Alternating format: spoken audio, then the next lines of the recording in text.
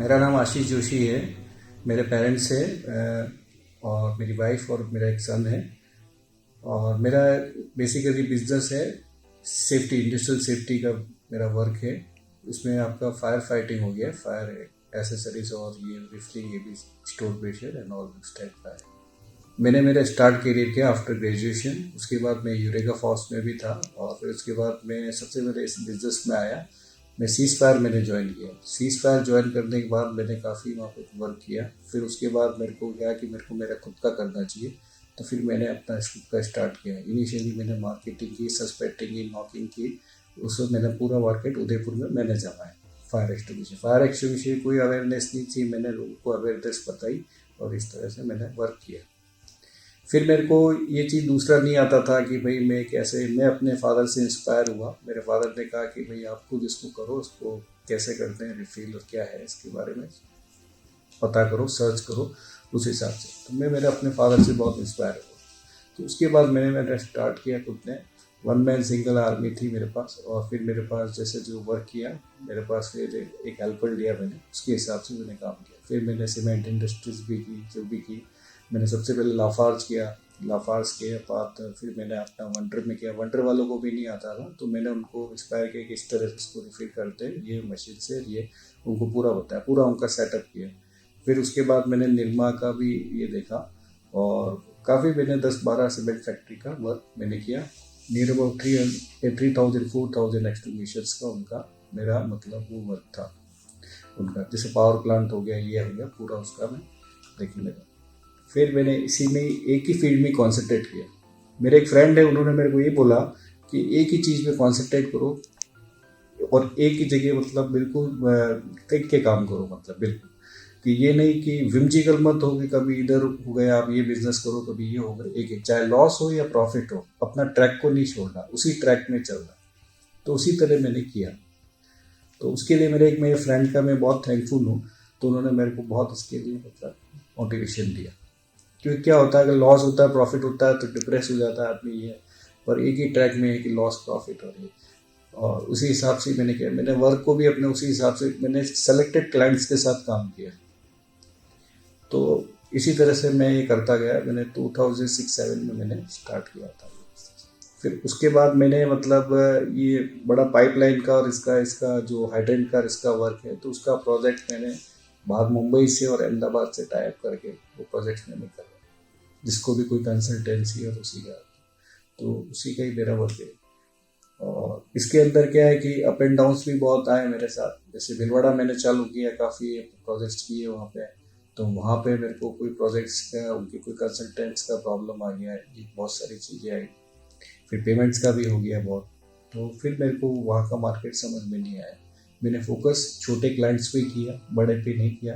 जैसे क्रिकेट पे अभी चौके छक्के मारता है, तो मैं सिंगल सिंगल लेके अपने ट्रैक पे मूव करता गया और मैं पिच पे टिका रहा।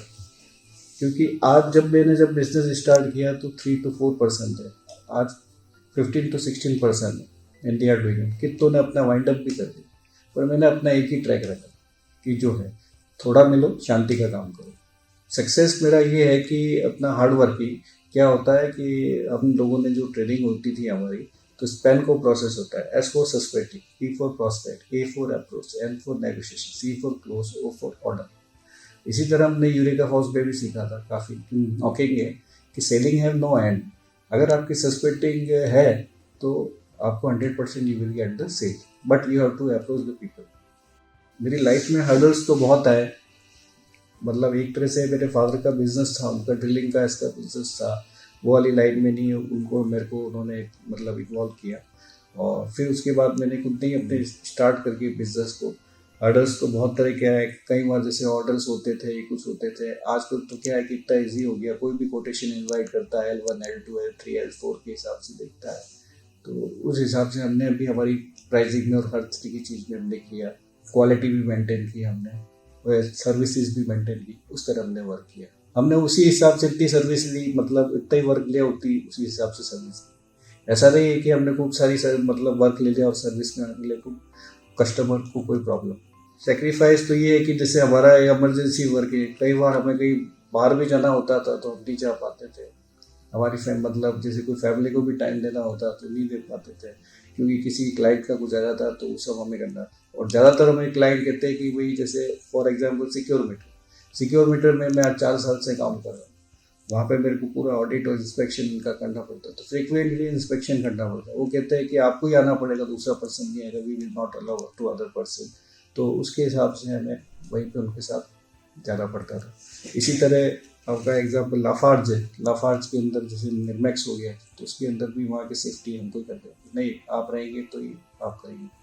तो बहुत तरह के जैसे एज ए हमारा जो वर्क रहता था, ऐसे बहुत अटेंशन का वर्क रहता था सेफ्टी का, क्योंकि और दूसरे इसी तरह श्री सीमेंट में भी मेरे को बुलाते थे वहाँ पे जो सेफ्टी इंचार्ज थे, उनके साथ 4-5 जनों की टीम रहती थी। 3 किलोमीटर का प्लांट हमको पैदल घूमना पड़ता था, जिसमें कोयला जिप्सम ये सीमेंट ये सब डस्ट आती थी हमारे, और ऊपर हमें 600 फीट की हाइट पे भी ऊपर जाके हमें चेकिंग करनी पड़ती। तो इट्स वेरी हार्ड टास्क, तो वो भी हमने वर्क किया है इस टाइप। हमारी कंपनी के एक्सटिंग्विशर्स है, ऑल टाइप के जैसे स्टोर प्रेशर है, और उसके अंदर हर तरह के एक्सटिंग्विशर आ गए, जिसमें कैपेसिटी 1, 2, 4, 6, 9 कैपेसिटी के है, ऑल टाइप के।